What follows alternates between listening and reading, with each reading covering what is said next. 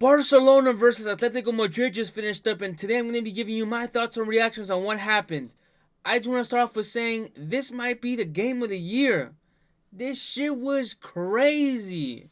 In the first 10 minutes, Atletico Madrid started off with already scoring 2 goals in their first two chances. So they had one chance in the first second, but in the first couple of chances, they had already scored 2 goals within the first 10 minutes. And I thought to myself, oh shit, this game is already done. But then just literally 10 minutes later, by the 20th minute mark, Barcelona had already tied it up. And 2 minutes later after that, they scored. So this game started off crazy. And I just want to say, it's pretty impressive how Barcelona can score. These dudes are offensively, they are on point. They are, it's so amazing how much goals they freaking score. It's insane because their players are mid. Raphinha, I don't care how much of a good season he's having. He's mid. He's Real Betis bound. And freaking who else? Lewandowski, 35 years old. This dude should not be playing at this time, especially if you're a striker. You can't be playing at this age scoring that many goals. But I mean, hey, Lamineyamal, this dude's cooking. Let's take a moment and look at their lineup. So this is Barcelona's lineup. We could right off the bat say that there wasn't a lot of starters that were playing this match. You had Olmo, who as good as he is, or as good as he's done sometimes, he's not a starter. De Jong isn't really that much of a starter anymore. And Martinez, he's kind of a starter, but Torres, this dude's washed. He's definitely gonna be leaving, I think, within the next 2 seasons of Barca. He's trash. But yeah, this was not Barcelona starters. And then you see Atletico Madrid, they straight up went all in. They knew that they couldn't lose this match, and this might be the most realistic chance of in this season that they have of winning a title. I know they're still in La Liga, they're in third place. The Champions League, I don't see them winning that, but I'd say they're going all in for this Copa del Rey because they're most likely not going to win the other 2 cups, even though it's still in their hand. Atletico Madrid, they started off impressively, and then the way Barcelona were able to catch up, and by the time I saw that it was 4-2, I was like, this is done. Barcelona might even make it 5-2 and pull a Real Madrid versus Atletico. Sorry, a Real Madrid versus Barcelona. They score so much, but as good as they are scoring, and as good as Hansi has them playing with their offsides trap, there's always going to be an opportunity to lose games. It's literally about outscoring your opponent. It's not about defending.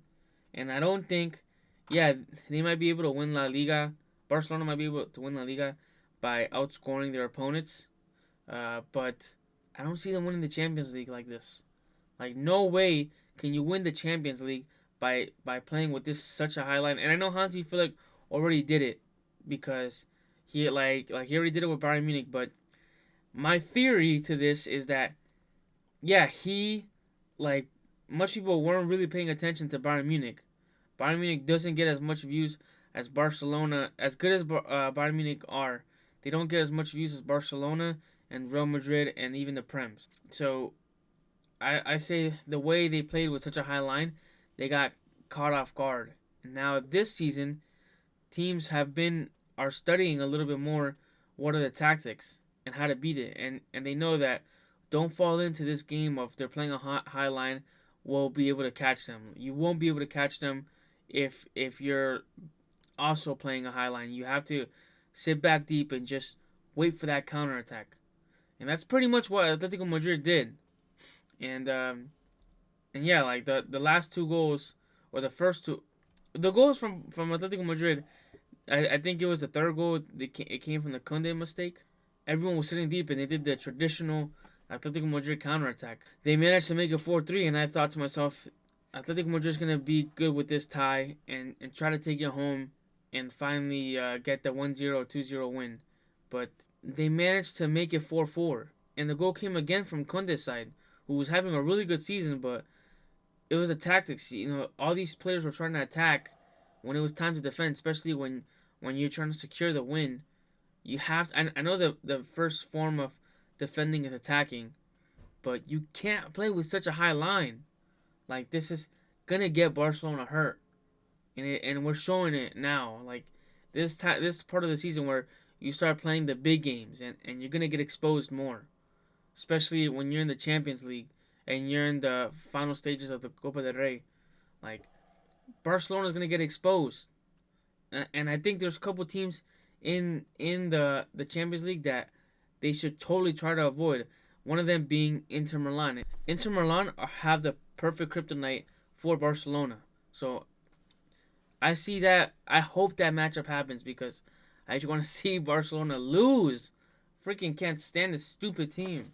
I think as much as we want to praise Hansi Flick, we gotta look at this. So in the first couple minutes, you see that Julian Alvarez scored, Antonio Griezmann scored, Pedri, blah, blah, blah, blah. But look at these last minutes. Marcos Llorente scored. What did Hansi Flick do? He put in Fermin Lopez and Eric Garcia. He took out Pedri. He took out Raphinha. Yeah, maybe like Raphinha's still gonna put in that work, but he took out Pedri. I just didn't think that was the correct move. I think that was what kind of ruined the game for them. Although, yeah, Barcelona was still getting scored on, but Pedri is probably the player that can control the midfield the most, and he's press resistant. Like, you can't take the ball away from him. And yeah, Atletico Madrid, they pressed and they tried getting the ball back in the last couple minutes, and Barcelona messed up. Atletico Madrid scored. So if you ask my opinion, I still think that next month, the game is literally in a month from now, so it's gonna be a good minute. But next month, by next month I mean it's gonna be in April, so we literally don't know how these teams are gonna look. But by next month, I still have Atletico Madrid losing this tie. I don't know, for some reason I have a funny feeling about Barcelona, and it's basically too good to be true. I don't know. I do think the winner of this tournament will come from these two teams. I don't see Madrid winning the Copa del Rey this season, especially because I do think Real Madrid are favorites for the Champions League, and who knows about the La Liga. I don't know. I just want to say one thing about Cubarsi before we leave. This dude scored his first goal. Tell me this dude doesn't look like this dude right here. Cuso from fucking Chavo del Ocho. This dude, I hate looking at freaking Cubarsi's face.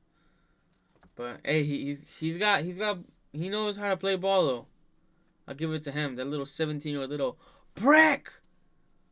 Fuck. Anyways, my new goal for this month, or for next month I should say, is 80 subscribers. We can hit 80 subscribers. I'm not going to be able to hit my goal from this month, which is originally 50 subscribers. We were off by 20 fucking subscribers. But this month we hit 30. It's going to be a snowball effect. Next month we hit 80. Alright, so let's see if we can get 80 subscribers. So, like, subscribe, comment what you guys think. And I'm going to be making my Twitter and my TikTok soon, so be on the look for that. See you guys. Pumpkin Pigs out!